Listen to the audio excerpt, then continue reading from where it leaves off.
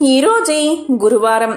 త్రిమూర్తి స్వరూపమైన అంటే బ్రహ్మ విష్ణు మహేశ్వర స్వరూపమైన దత్తాత్రేయుణ్ణి పూజించే విశేషమైన రోజు.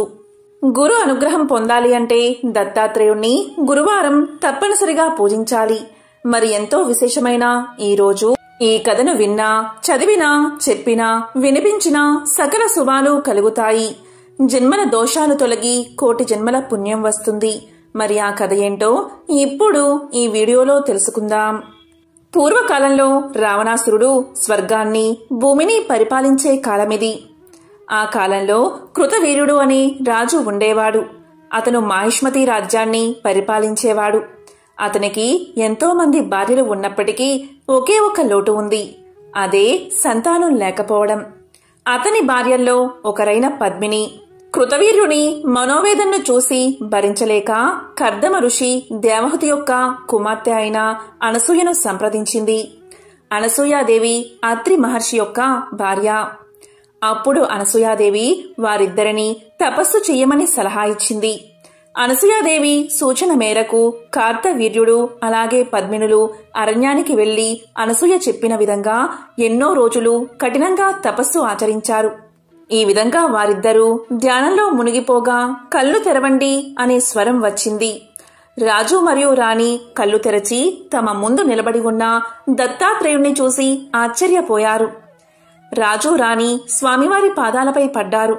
అప్పుడు భగవంతుడు చిరునవ్వు నవ్వి ఇలా అన్నాడు, మీకు ఏం కావాలో నాకు తెలుసు.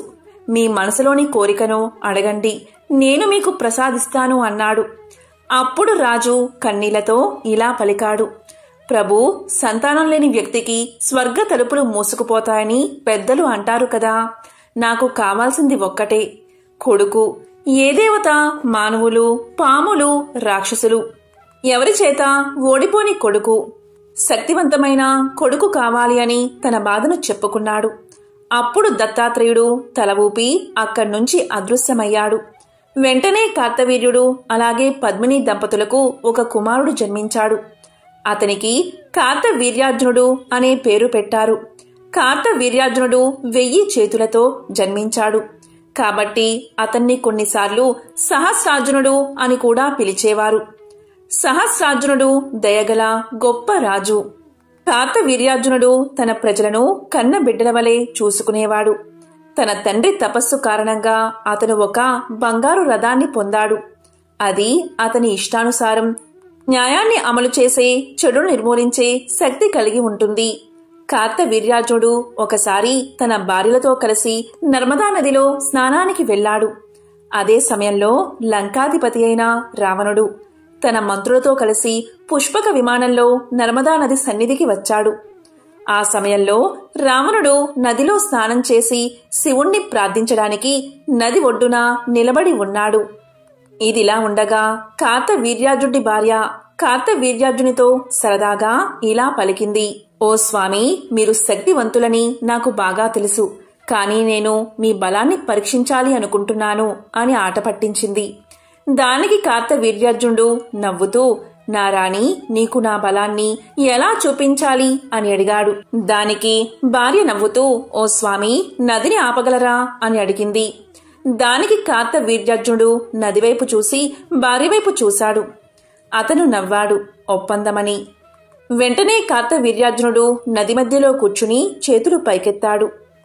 ఏకాగ్రతతో నదిని చూసి ఊపిరి పీల్చుకున్నాడు.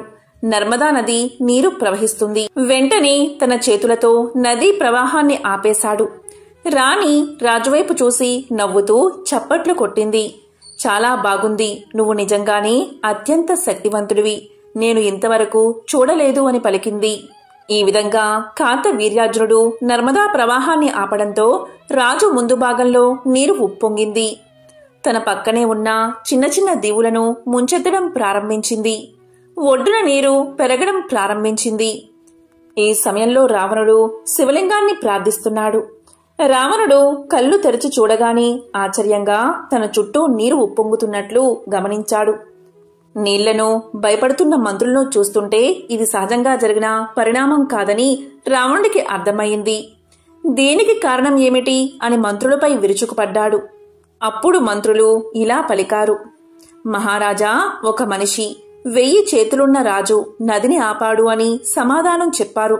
దీంతో రావణుడికి కోపం వచ్చింది. కార్తవీర్యార్జునుడు మహిష్మతికి రాజు, నదిని ఆపగల శక్తిమంతుడు, 1000 బాహువులు కలవాడు, నా ప్రార్థనకు భంగం కలిగించే ధైర్యం చేశాడు. దీనికోసం నేను అతని తల నరికేస్తాను అని కోపంగా దూకాడు రావణుడు. తన గదను ఎత్తుకుని తన పుష్పక విమానమెక్కి వాహనాన్ని అర్జునుడు ఉన్న ప్రదేశానికి వెళ్లమని ఆజ్ఞాపించాడు. కార్తవీర్యార్జునుని చూస్తే బిగ్గరగా అరవడం మొదలుపెట్టాడు. ఒక నదిని ఆపగలిగినంత మాత్రాన నువ్వు బలవంతుడివి అని అనుకుంటున్నావు. నీతో పోరాడని దాని పట్ల నీ శక్తిని ఎందుకు చూపిస్తున్నావు? నువ్వు ఎంత శక్తిమంతమైన వాడివో నాకు చూపించు అని అన్నాడు రావణుడు. దానికి కార్తవీర్యార్జునుడు నవ్వుతూ తల ఊపి, రావణా, నీ విమానంలోంచి దిగి నీకేం కావాలో కోరుకో, ఇస్తాను అని పలికాడు.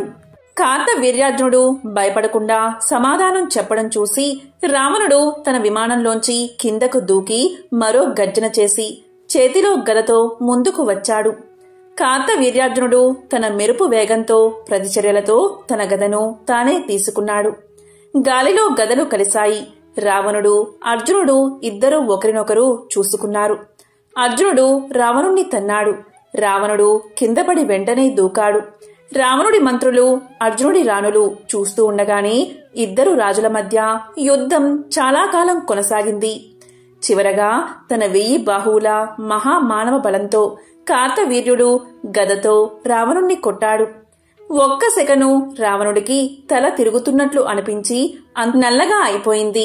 కొన్ని రోజుల తర్వాత మాహిష్మతి రాజ్యానికి పులస్త్య బ్రహ్మ విచ్చేశాడు. కార్తవీర్యార్జునుడికి నమస్కారం చేసి ఇలా పలికాడు.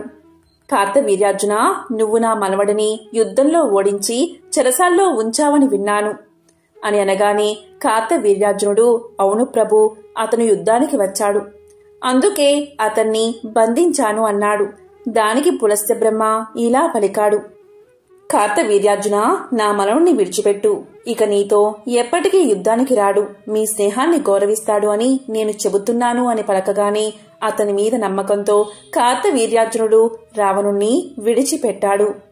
కొన్ని పురాణాల్లో పతివ్రతల గురించి గొప్పగా చెబుతారు. అందులో మనకు ఎక్కువగా వినబడే పేరు సుమతి. ఆమె కథను ఇప్పుడు తెలుసుకుందాం.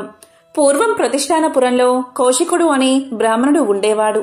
అతని అదృష్టం కొద్దీ సుమతి భార్యగా లభించింది.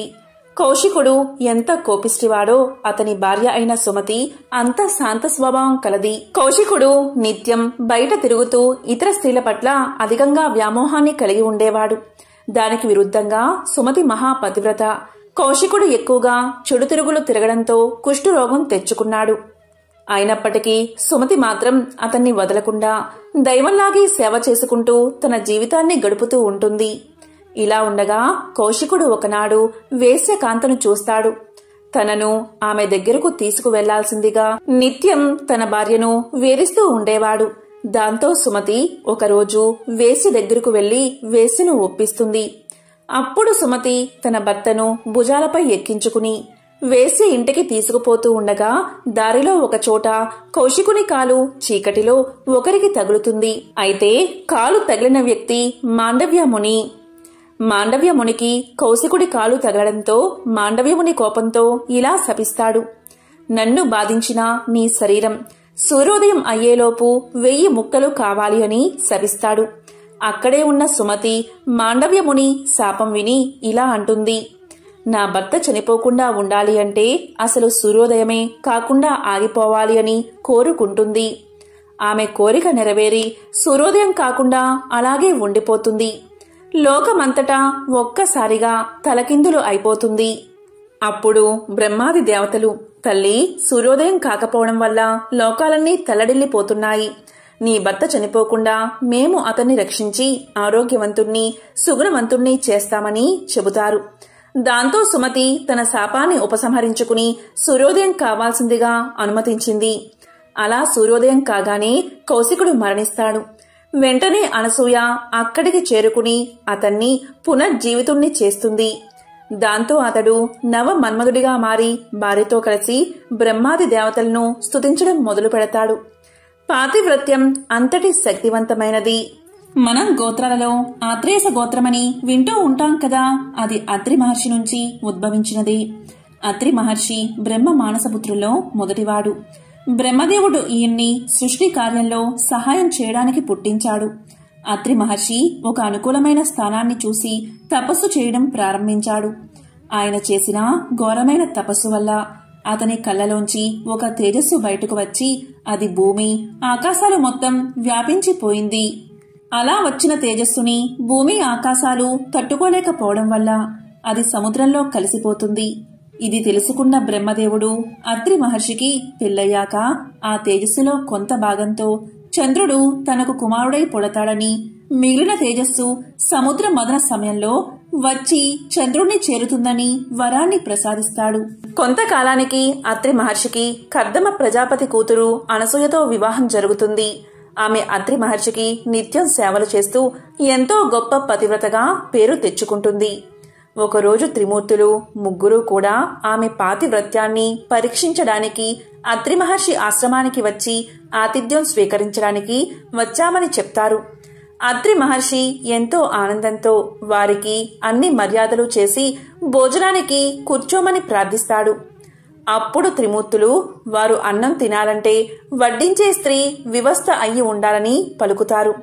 అనసూయాదేవి అంగీకారంతో అత్రి మహర్షి సరే అని మాట ఇస్తాడు. వాళ్లు భోజనానికి కూర్చోగానే అనసూయ వారి మీద మంత్రజలం చల్లి చంటి పిల్లలుగా మార్చి వారి ఆకలిని తీర్చి ఉయ్యాల్లో పడుకోబెడుతుంది. ఇది తెలుసుకున్న త్రిమూర్తుల భార్యలు అత్రి ఆశ్రమానికి వచ్చి అతనిని అనసూయాదేవిని వేడుకుని ఆ పసిపిల్లల్ని మళ్లీ త్రిమూర్తులుగా పొందుతారు. అప్పుడు ఆ త్రిమూర్తులు మా ముగ్గురి అంశతో మీకు మేము సంతానంగా పుడతామని చెప్పి వెళ్లిపోతారు. చాలా కాలం పిల్లలు కలగకపోవడంతో అత్రి మహర్షి భార్యతో కలిసి 100 సంవత్సరాలు తపస్సు చేస్తాడు. దానివల్ల కొన్నాళ్లకు అత్రి మహర్షి కంటిలోంచి చంద్రుడు, అనసూయాదేవి గర్భంలోంచి దత్తాత్రేయుడు, దుర్వాసుడు పుడతారు. పిల్లలు పుట్టాక తపస్సు చేసుకోవడానికి వెళ్తున్నాను, నువ్వు వస్తావా అని తన భార్యని అడుగుతాడు అత్రి మహర్షి. దానికి అనసూయాదేవి పిల్లలు చిన్నవాళ్లు, వాళ్ళు కాస్త పెద్దయ్యాక వెళదామని చెబుతుంది. జీవనం సాగించడానికి ధనం అవసరం అవడంతో అత్రి మహర్షి పృథు చక్రవర్తి దగ్గరకు వెళ్తాడు. ఆ సమయంలో అశ్వమేధయాగం చేస్తున్న పృథు చక్రవర్తి ఆ గుర్రాన్ని రక్షించడానికి తన కొడుకుతో వెళ్లమని అత్రి మహర్షిని అడుగుతాడు. దానికి ఒప్పుకుని వాళ్ల వెంట వెళతాడు అత్రి మహర్షి. అయితే పృథు చక్రవర్తి వైభవాన్ని చూడలేక ఇంద్రుడు ఆ గుర్రాన్ని దాచేస్తాడు. అత్రి మహర్షి తన దివ్య దృష్టితో చూసి ఆ విషయాన్ని పృథు చక్రవర్తి కొడుకులకు తెలియచేస్తాడు. దానితో వారు ఇంద్రుణ్ణి జయించి అశ్వాన్ని వెనక్కి తీసుకువస్తారు. అశ్వమేధ యాగం పూర్తయ్యాక పృథుడు ఇచ్చిన ధనాన్ని తీసుకెళ్లి తన పిల్లలకి ఇచ్చి అత్రి మహర్షి అనసూయాదేవితో కలిసి తపస్సు చేసుకోవడానికి వెళ్లిపోతాడు.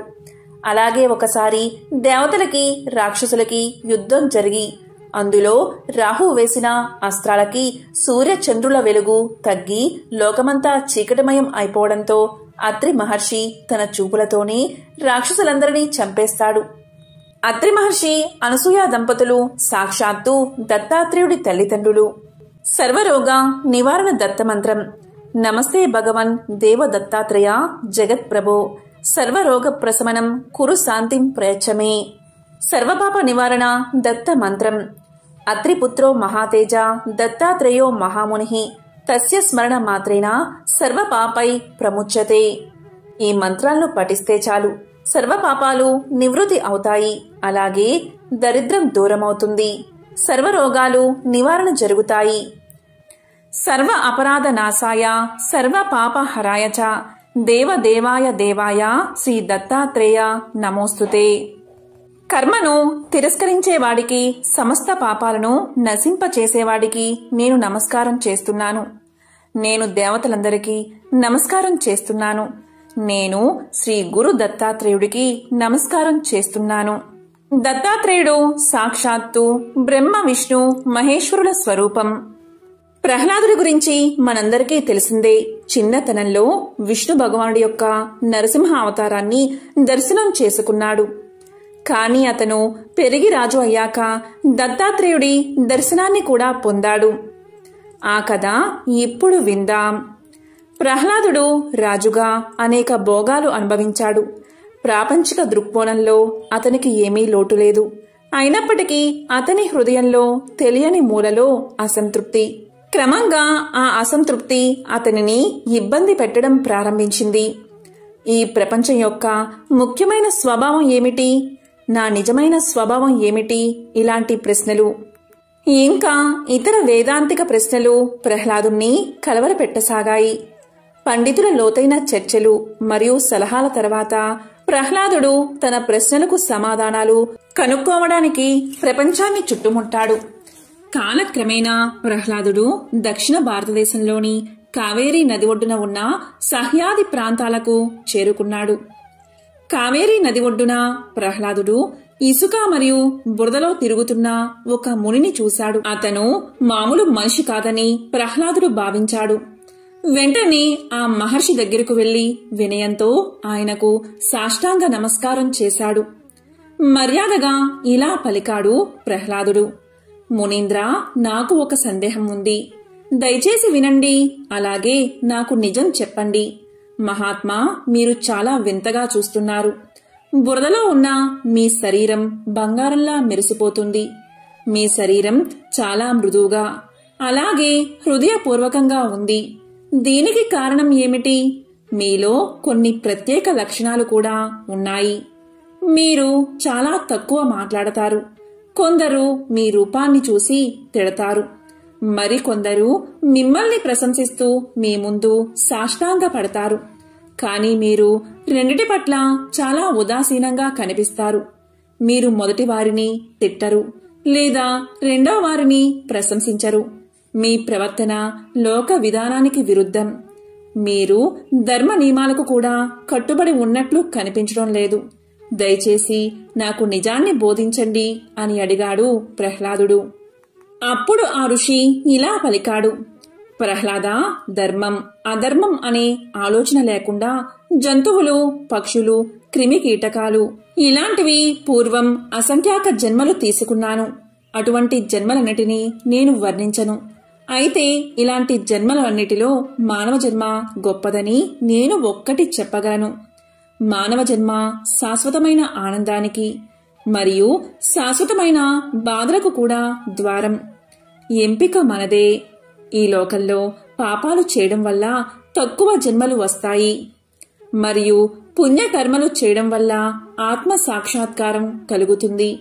అంతేకాదు, పుణ్యకార్యాలు చేస్తే మనిషి ఆనందంతో జీవిస్తాడు. మనుషులను పాపాలు చేసేలా చేస్తుంది ఈ ప్రపంచం. కాబట్టి ప్రాపంచిక సుఖాల పట్ల ఆకర్షితులు అవ్వకూడదు. అలాగే పాపాలు శాశ్వతమైన బాధల ద్వారాన్ని తెరుస్తాయి. ప్రజలు తాము జ్ఞానవంతులు అని భావిస్తారు. అలాగే ఆనందాన్ని పొందడానికి ప్రయత్నిస్తారు. కానీ వారు తమలో ఉన్న ఆనందాన్ని గుర్తించడంలో విఫలం అవుతారు. అలాగే వారు అసత్యమైన, భయానకమైన సంసార చక్రంలో చిక్కుకుంటున్నారు. ప్రహ్లాద, ఈ జీవితంలో అన్ని రోజులు ఒకేలా ఉండవు. ఒకరోజు డబ్బు, అలాగే కీర్తి వస్తుంది. మరొక రోజు అది పోతుంది. ప్రాపంచిక జీవితంలో స్థిరత్వం లేదు. అది లోలకల్లా ఊగుతుంది. ప్రజలు అన్ని పరిస్థితుల్లో స్థిరంగా ఉండడం నేర్చుకోవాలి. సంపద కోసం తృష్ణ విడిచిపెట్టడం ఉత్తమం. నా దగ్గర ఏదైనా లేకపోతే నేను అడగను. నాకు ఏదైనా ఇస్తే నేను దానిని తిరస్కరించను. నాకు ఏమీ రాకపోయినా నేను అస్సలు బాధపడను. బాధలు మరియు ఆలోచనలు నన్ను ఇబ్బంది పెట్టడానికి నేను అనుమతించను. ఆనందాన్ని కూడా నాలో ప్రవేశించనివ్వను. కొన్నిసార్లు నాకు తక్కువ ఆహారం లేదా అస్సలు ఆహారం దొరకదు. కొన్నిసార్లు నాకు పుష్కలంగా ఆహారం లభిస్తుంది. కొన్నిసార్లు నాకు రుచిలేని ఆహారం లభిస్తుంది.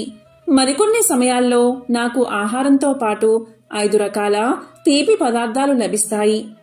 కొన్నిసార్లు నాకు తిండి పెట్టడంతో పాటు అవమానాలు కూడా ఎదురవుతాయి.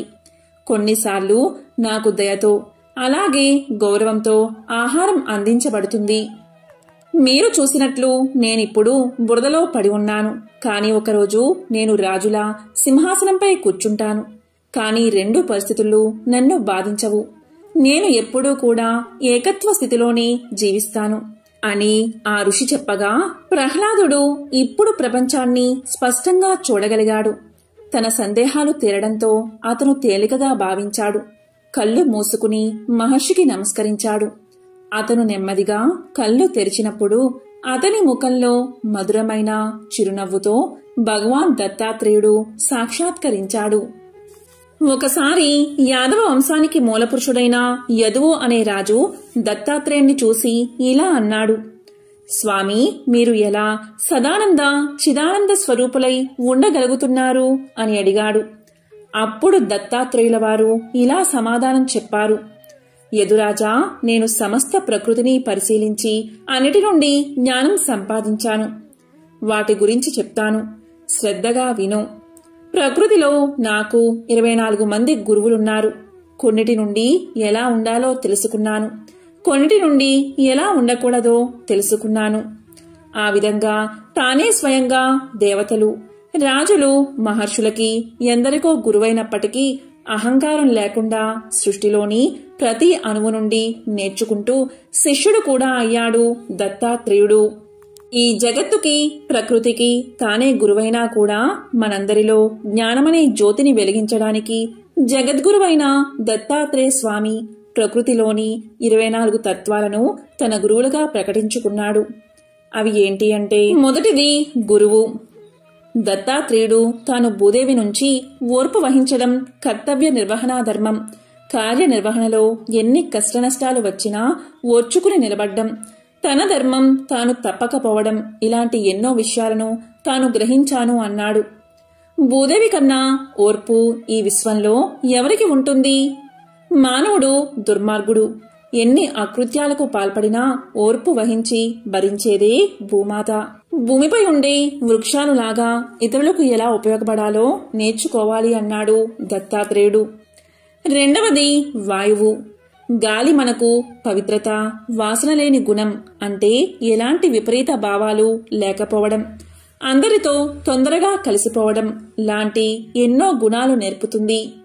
అందుకే మన మనస్సుని సాధ్యమైనంత వరకు మన అదుపులో పెట్టుకుని పరమాత్మ వైపు నడిపించే ప్రయత్నం చేయాలి. ఇక మూడవది ఆకాశం. విశ్వాన్ని అంతా కప్పి ఉంచే ఆకాశం అంతటా వ్యాపించి ఉంది. ఎలా అయితే ఆకాశంలో ఎలాంటి పదార్థం ఉండకుండా పూర్తి ఖాళీగా ఉంటుందో, అలాగే ఒక జ్ఞాని తన ప్రవచనాల్లో కూడా ఎలాంటి భావాలను ఉంచుకోకూడదని చెప్పాడు దత్తాత్రేయుడు. నాలుగవది జలం, అంటే నీరు. ఋషి లేదా జ్ఞాని జలం లాంటివాడు, జ్ఞాని నీరుగా స్వచ్ఛమైన మనసు కలవాడు. ఇక ఐదవది అగ్ని. అగ్ని సమస్తాన్ని కబలించి ఆహారంగా స్వీకరిస్తుంది. అపవిత్ర పదార్థాలను స్వీకరించినా కాని తాను మాత్రం పవిత్రంగానే ఉంటుంది. అలాగే మనం కూడా సమస్తమైన జ్ఞానాన్ని నేర్చుకోవాలి, కాని మనం అపవిత్రం కాకూడదు. ఇక ఆరవది చంద్రుడు, ఏడవది సూర్యుడు, ఎనిమిదవది పావురం, తొమ్మిదవది కొండ చిలువ, 10వది తేనెటీగ, 11వది ఎలుగుబంటి, 12వది రాబందు, 13వది సముద్రం, 14వది మినుగురు పురుగు, 15వది ఏనుగు, 16వది జింక, 17వది చేప, 18వది వేశ్య, 19వది పసిపిల్లవాడు. ఇక 20వది కన్య, 21వది పాము, 22వది లోహపు పసివాడు, 23వది సాలె పురుగు, 24వది గొంగలి పురుగు. ఇలా ఈ 24 గురువుల దగ్గర నుంచి మంచి చెడులు అనేవి నేర్చుకున్నాను అని దత్తాత్రేయుడు యాదవరాజుకు తెలియజేశాడు. గురుదేవుడికి సంబంధించిన ఒక విశిష్టమైన కథను ఇప్పుడు తెలుసుకుందాం. పూర్వం అంగీరసుడు అనే బ్రహ్మర్షి ఉండేవాడు. ఆయన గోదావరి నదీ తీరంలో ప్రశాంత వాతావరణంలో ఆశ్రమాన్ని నిర్మించుకుని తపస్సు చేసుకునేవాడు. ఆయన ఆశ్రమం ఎప్పుడూ మునులతో, శిష్యులతో కలకలలాడుతూ ఉండేది. ఎక్కడెక్కడి నుండో మునులు, ఋషులు వచ్చి అంగీరసుణ్ణి అడిగి తమ తమ సందేహాలు తీర్చుకుంటూ ఉండేవారు. యోగ రహస్యాలను కూడా తెలుసుకుంటూ ఉండేవారు. ఎంతమంది వచ్చినా ఆ ఆశ్రమంలో కందమూల ఫలాలకు కాని, పుష్పాలకు కాని లోటు ఉండేది కాదు. అలా వచ్చిన వారిలో వేదధర్ముడు అనే ముని ఒకరు ఉన్నారు. ఆయన తన శిష్య బృందంతో సహా వచ్చి అంగీరసుడి వనంలోనే తపస్సు చేసుకుంటూ ఉన్నాడు. ఆయన శిష్యులలో దీపకుడు అనే శిష్యుడు అగ్రగణ్యుడు. బుద్ధిలోనూ గుణంలోనూ వినయంలోనూ నిష్ఠలోనూ చెప్పుకోదగిన వ్యక్తి. వేదాంగాలు అభ్యసించాడు. ఆయన గృహస్థ ఆశ్రమం స్వీకరించలేదు. బ్రహ్మచారిగానే జీవితాంతం ఉండి గురుసేవ చేస్తూ తరించాలని దృఢంగా నిర్ణయించుకున్నాడు. అప్పుడు గురువుగారు సరే అని అంగీకరించారు. దాంతో దీపకుడు పరమానంద భరితుడై గురుసేవలో కాలాన్ని గడుపుతున్నాడు. ఒకరోజు దీపకుడు వేదధర్ముడికి సేవ చేస్తూ ఉండగా ఇలా అన్నాడు. గురుదేవా, నాదొక చిన్న సందేహం, అడగమంటే అడుగుతాను అన్నాడు. దానికి వేదధర్ముడు అడగమన్నాడు. అప్పుడు దీపకుడు గురుదేవుని పాదాలు నొక్కుతూ ఇలా పలికాడు. గురుదేవా, గురు శిష్య పదాలకు సమగ్రంగా అర్థాన్ని చెప్పండి అని అడిగాడు. అప్పుడు వేదధర్ముడు ఆనందంతో ఇలా చెప్పడం ప్రారంభించాడు. దీపక, నేను చెప్పేది శ్రద్ధగా విను. లోకంలో హితం చెప్పిన వాడల్లా గురువే. ఒక్క అక్షరం జ్ఞానాన్ని బోధించినవాడు కూడా గురువే. జీవితంలో మనిషికి చాలామంది గురువులు ఉంటారు. వారిలో ఉత్తములు ఉంటారు. మొట్టమొదట కన్న తల్లి గురువు, ఆ తరువాత తండ్రి. ఇంటికి పెద్దవాడు కూడా గురువే. మేనమామ గురువే. పిల్లనిచ్చిన అత్త మామలు కూడా గురువులే. తండ్రి యొక్క తల్లిదండ్రులు వీరంతా గురువులే. వీరంతా మంచే చెప్తారు కనుక వీరంతా గురువులే. ఉపనయన సమయంలో బ్రహ్మోపదేశం చేస్తాడు కనుక కన్న తండ్రి కూడా గురువే. వేదాలు శాస్త్రాలు అతడే నేర్పితే అతని గురుత్వం రెట్టింపు అవుతుంది. వేరొకరు ఎవరైనా వేద శాస్త్రాలు నేర్పితే అతను ఉత్తమ గురువు.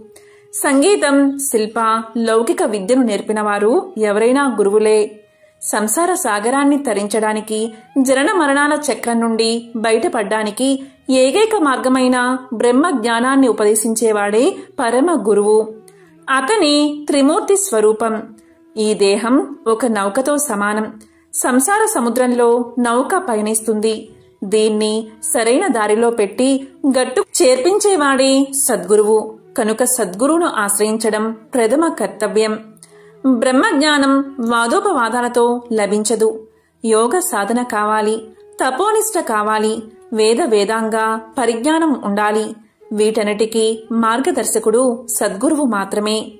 మానవ రూపంలో జన్మించిన నారాయణుడు కూడా సద్గురువును ఆశ్రయించాడు అని చెప్పి, ఇక శిష్యుల గురించి చెబుతాను వినండి అని ఇలా చెప్పడం మొదలుపెట్టాడు. వేదశాస్త్ర పురాణాలు ఏది ఎవరికి హితమో నిర్ణయించాయి. ఆ పరిజ్ఞానంతోనే గురువు శాసిస్తాడు. ఆచరణకి అనుగుణం సాధన సంపత్తిని నేర్పిస్తాడు. భోగాలు క్షణికమని గ్రహించి వైరాగ్యంతో గురు పాదాలను ఆశ్రయించడమే శిష్యుడి కర్తవ్యం. ఉపదేశం పొందడానికి అర్హుడు కూడా వాడే. అనంతకాలంలో తాను గురు పదవిని అందుకుంటాడు. ఉత్తమ శిష్యులను రూపొందించి గురువు రుణ విముక్తుడు అవుతాడు.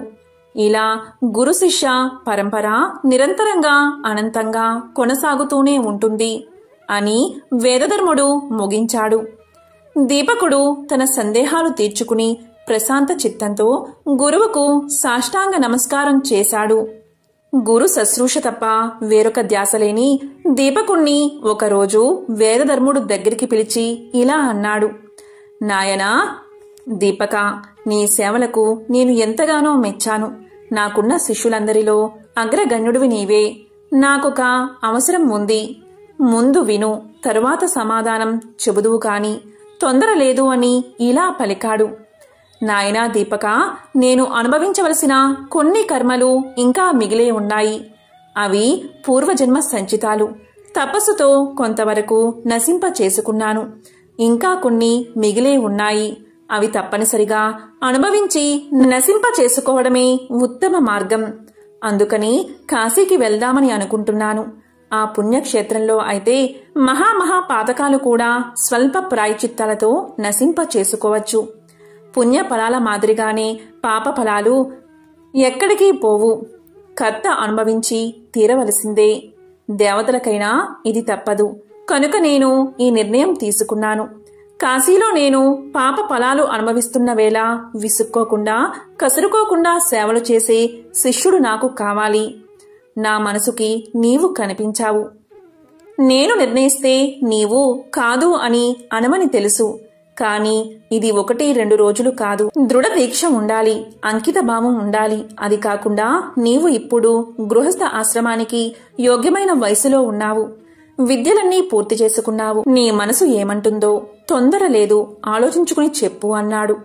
అప్పుడు దీపకుడు ఇలా అన్నాడు, గురుదేవా, మీరు ఇంతగా చెప్పాలా? నేను మీ సేవకే అంకితం అయిపోయాను. మీ సేవలో జీవించడమే నా ధ్యేయం. నా దీక్ష మనసులో కూడా నన్ను శంకించకండి. కాశీలో ఉండి మీ సేవ చేసుకునే భాగ్యాన్ని ప్రసాదించండి అన్నాడు.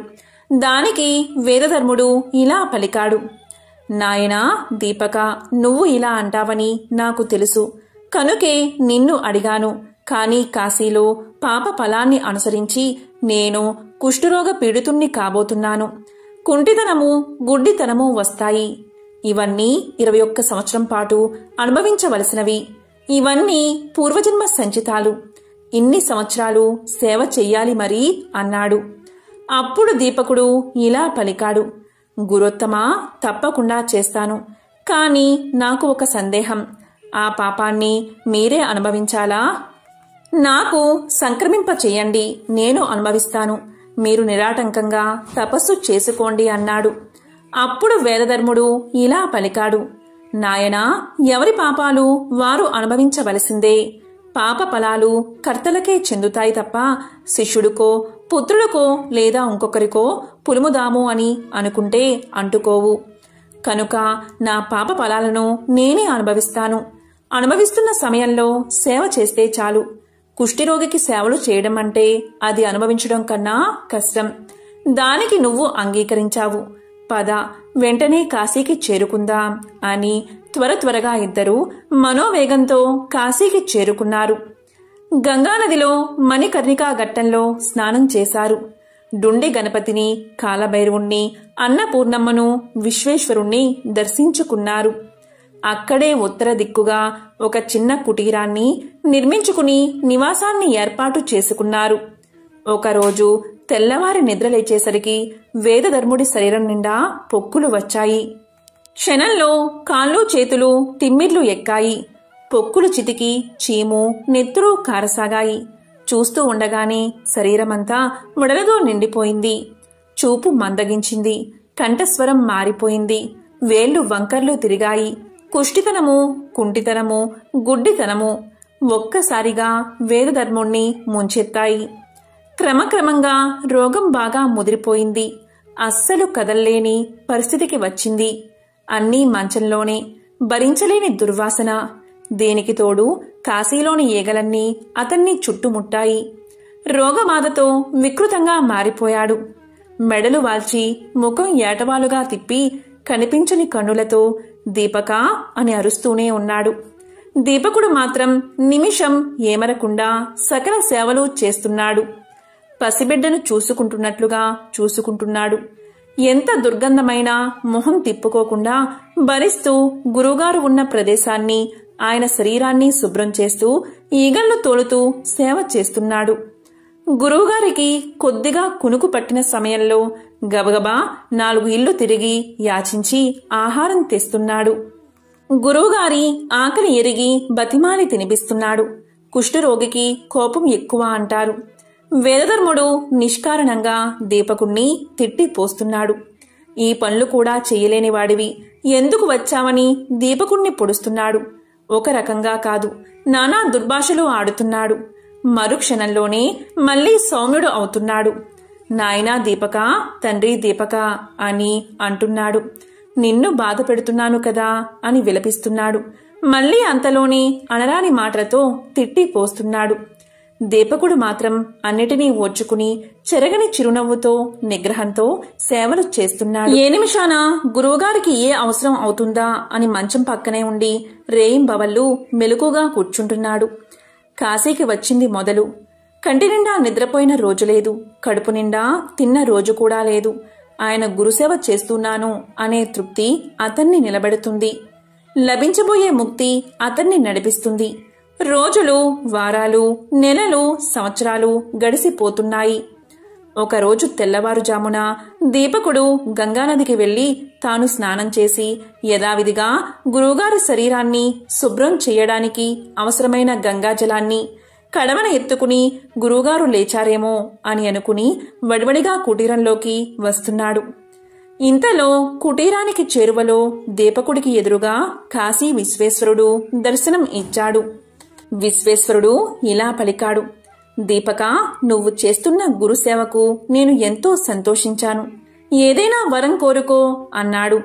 దానికి దీపకుడు సంభ్రమ ఆశ్చర్యాలతో సాష్టాంగపడి విశ్వనాథుణ్ణి సేవించి స్తుతించాడు. నేను ఎంతో అదృష్టవంతుణ్ణి.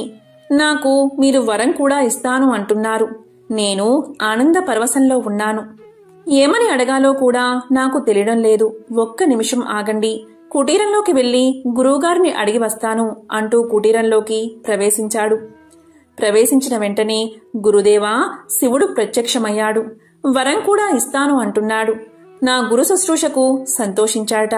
మీరు అనుమతిస్తే మీ అంధత్వము, మీ కుష్టితనము పోయేటట్లుగా వరాన్ని అడుగుతాను. అడగమంటారా అన్నాడు. అప్పుడు వేదధర్ముడు గంభీర స్వరంతో, నాయనా దీపక, శివుడంతటివాడు ప్రత్యక్షమై వరం కోరుకోమంటే ఇంతకంటే అడగడానికి నీకేమీ దొరకలేదా? ఐహిక విషయాలు అడగవలసింది. పైగా నా రోగం పాప ఫలమని, గత్యంతరం లేక అనుభవించవలసిందే అని ఎన్నోసార్లు నీకు చెప్పాను కదా అన్నాడు. వేదధర్ముడి మాటల్లో విసుగు గుర్తించాడు దీపకుడు. కుటీరం బయటకు వచ్చి శివుడికి నమస్కారం చేసి, ఓ అష్టమూర్తి, నీ వాత్సల్యానికి ధన్యవాదాలు. నిన్ను ఇప్పుడు అడగదగింది నాకు ఏదీ కనిపించడం లేదు, క్షమించు అన్నాడు. దానికి విశ్వేశ్వరుడు, అదేమిటి నాయనా, కనిపించడం లేదా? మీ గురువుగారి ఆరోగ్యం సరిచేయమని కోరుకోవచ్చు కదా అన్నాడు. దానికి దీపకుడు నిరాకరించాడు. అలాంటి వరం అడిగేందుకు గురువుగారి అనుమతి లేదు. సెలవు ఇప్పించండి, గురువుగారికి సేవ చేసుకోవాలి అని రివ్వున కుటీరంలోకి వెళ్లి గురుసేవలో నిమగ్నమైపోయాడు దీపకుడు. అప్పుడు శివుడు అంతర్ధానం చెంది తన ఆస్థాన మండపంలో ఆ సాయంకాలం సమస్త దేవతలు కొలువు తీరి ఉండగా అందరూ వింటూ ఉండగా శ్రీమన్నారాయణుడితో ఈ సంగతి చెప్పాడు.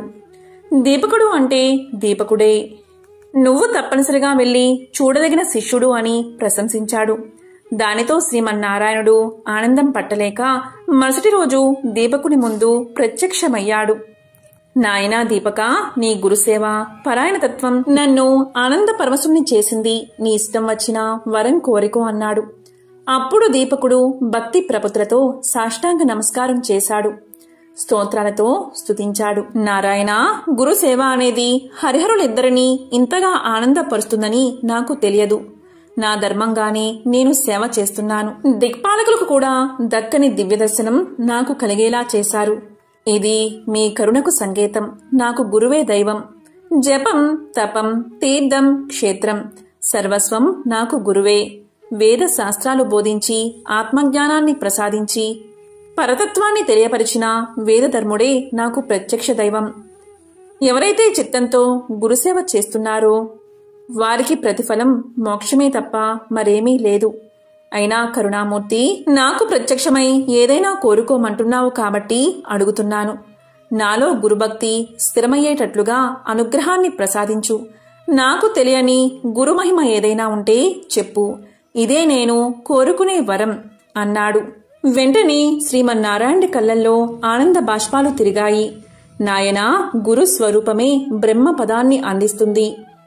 ఉదర పోషణకు అవసరమైన లౌకిక విద్యలు నేర్పేవాడు సాధారణ గురువు. ధర్మాధర్మ వివేకాన్ని కలిగించేవాడు అతని కంటే గనుడు. ధర్మపదంలో నడిపించే గురువే ప్రత్యక్ష దైవం. సద్గురువులను సేవించే శిష్యులు అంటే మా త్రిమూర్తులకు చాలా ఇష్టం. నీకు సకల శుభాలు కలుగుగాక అని ఆశీర్వదించి నారాయణుడు అదృశ్యమయ్యాడు. కుటీరంలో ఉన్న వేదధర్ముడికి మెలకు వచ్చింది. దీపకుణ్ణి పిలిచి, నాయనా దీపక, ఎవరు వచ్చింది? నీవు ఎవరితో మాట్లాడుతున్నావు అని అడిగాడు. దానికి దీపకుడు వేదధర్ముడికి నమస్కారం చేసి పరమ ఆనందంతో జరిగిన వృత్తాంతాన్ని చెప్పాడు. వేదధర్ముడి ముఖంలో ఆనందం, కళ్ళల్లో వాత్సల్యం తలుక్కుని మెరిశాయి. దృఢ చిత్తంతో స్థిర సంకల్పంతో దీపకుడు సేవలు చేస్తూ ఉండగా 21 సంవత్సరాలు గడిచిపోయాయి. వీరధర్ముడి పాపాలు నశించాయి. కుష్ఠురోగం, అంధత్వం ఎవరో తీసివేసినట్లుగా తొలగిపోయాయి. శరీరం మీద ఆనవాలుగా ఒక్క మచ్చ కూడా లేదు. బూడిద నుండి వెలువడిన అగ్నికణంలా ప్రకాశిస్తున్నాడు. దీపకుడు ఆనందంతో ఉక్కిరి బిక్కిరి అయ్యాడు. గురుదేవా అంటూ వేదధర్ముడి పాదాల మీద పడి సాష్టాంగ నమస్కారం చేశాడు. అప్పుడు వేదధర్ముడు ఇలా పలికాడు. నాయనా దీపక, నీ సేవలు ఫలించాయి. పూర్వజన్మ సంచితాలైన నా పాపకర్మలు వదిలిపోయాయి. ఈ పుణ్యమంతా నీదే. నీ గురుభక్తి చరిత్రలో చిరస్థాయిగా నిలిచిపోతుంది. నవవిధులు నీకు పరిచారకులు అవుతాయి. అష్టసిద్ధులు సంప్రాప్తిస్తాయి. ఇక నుంచి ఉత్తమమైన శిష్యుడి విషయంలో ముందు నిన్నే చెప్పుకుంటారు. కాశీకి వచ్చిన ఏ ప్రాణినైనా తరింపచేస్తాడు ఆ విశ్వేశ్వరుడు. ఆ విశ్వనాథుడు ఈ భూగోళంలో కాశీకి మించిన క్షేత్రం లేదు. విశ్వనాథుని మించిన దైవం లేదు. ముక్తిని కోరుకునే వారందరికీ కాశీవాసం కొంగు బంగారం. మహాప్రళయంలో కూడా నశించకుండా నిలిచే ఏకైక అద్భుత క్షేత్రం కాశీ. కాశీలో నివసిస్తూ గంగానది కాల భైరవుడు నుండి విఘ్నేశ్వరుడు, దండపాణి, విశాలాక్షి, విశ్వనాథులు ఆరుగురిని సేవించేవారిని షడాంగ యోగులు అంటారు. ఎక్కడెక్కడో నివసిస్తూ యమ, నియమ, ప్రాణాయామ, ఆసన, ప్రత్యంగ, ధ్యాన సమాధులను అవలంబించే అష్టాంగ యోగుల కన్నా వీరు పుణ్యాత్ములు. కాబట్టి దీపక, మనం కాశీలోనే ఉండిపోదాం. ఈ 21 సంవత్సరాలు విసుగు విరామం లేకుండా నిద్రాహారాలకు దూరమై నాకు సేవలు చేశావు. నా అంతరంగం ఆనందం అయ్యింది. సాక్షాత్తు విశ్వనాథుడు నారాయణుడు ప్రత్యక్షమై వరాలు కోరుకోమన్నా నిశ్చలమైన గురుభక్తిని కోరుకున్నావు. అలాంటి నీకు ఇవ్వదగింది చెప్పదగింది ఏముంది అని ఆనందంతో సంతోషంతో శిష్యుణ్ణి ఆలింగనం చేసుకున్నాడు గురువుగారైన వేదధర్ముడు. ఎంతో పవిత్రమైన విశేషమైన ఈ కథను గురువారం రోజు విన్నా, చదివినా, చెప్పినా, వినిపించినా సకల శుభాలు కలుగుతాయి. జన్మల దోషాలు తొలగి కోటి జన్మల పుణ్యం వస్తుంది. ఓం నమో నారాయణాయ. ఓం నమః శివాయ. ఓం దత్తాత్రేయ స్వామినే నమః.